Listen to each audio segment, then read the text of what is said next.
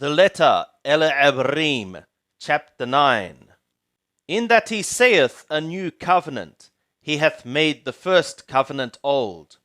But the other thing becoming old and aging is near disappearance. Indeed also the first covenant was having righteous statutes of a holy ministration, and also the thing, the worldly sanctuary. For there was a tabernacle prepared, the first, and in it both the lampstand and the table, and the setting forth of the loaves, which is called Holy Place. And after the second veil, the tabernacle which is called Holy Place of Holy Places, having a golden altar of incense, and the ark of the covenant overlaid round about with gold, wherein was a golden pot, holding the manna, and Aaron's rod that budded, and the tablets of the covenant. And above it, cherubim of glory overshadowing the atonement cover, of which things it is not now to be speaking according to detail. Now these things having been thus prepared, the priests go in continually into the first tabernacle, accomplishing the services, but into the second the high priest alone, once in the year, not without blood, which he offereth for himself and for the errors of the people.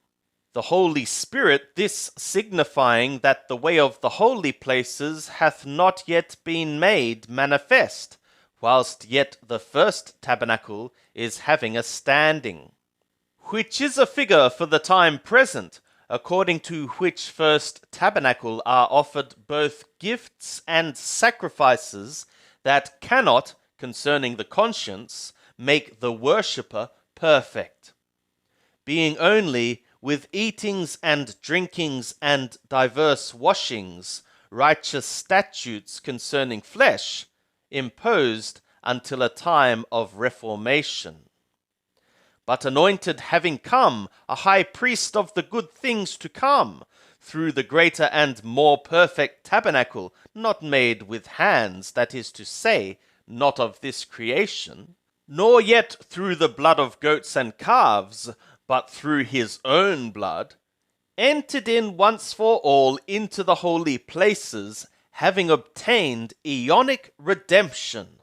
For if the blood of goats and bulls, and the ashes of a heifer sprinkling them that have been defiled, sanctify to the cleanness of the flesh, how much more shall the blood of the anointed, who through the aeonic Spirit offered himself without blemish to the God, cleanse your conscience from dead works to serve the living God?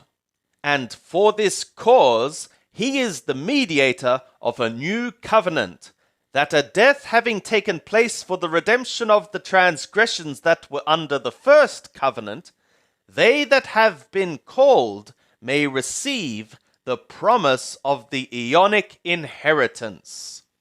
For where a testament is, there must of necessity be the death of him that made it. For a testament on the basis of dead ones becomes firm, for it doth never avail while he that made it liveth. For what reason even the first covenant hath not been dedicated without blood. For when every command had been spoken by Moshe to all the people according to the law, he took the blood of the calves and the goats with water and scarlet wool and hyssop, and sprinkled both the book itself and all the people, saying, This is the blood of the covenant which the God commanded to you. Moreover, the tabernacle and all the vessels of the priestly ministration he sprinkled in like manner with the blood. And according to the law, I may almost say, all things are cleansed with blood, and apart from shedding of blood, there is no remission.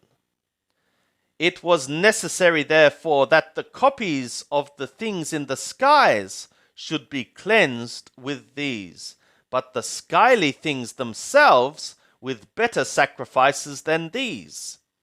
For anointed entered not into a holy place made with hands, like in pattern to the true, but into the sky itself, now to appear before the face of the God for us, nor yet that he should offer himself often, as the high priest entereth into the holy places year by year with blood not his own. Else must he often have suffered since the foundation of the world. But now once at the consummation of the aeons hath he been manifested to put away sin by the sacrifice of himself.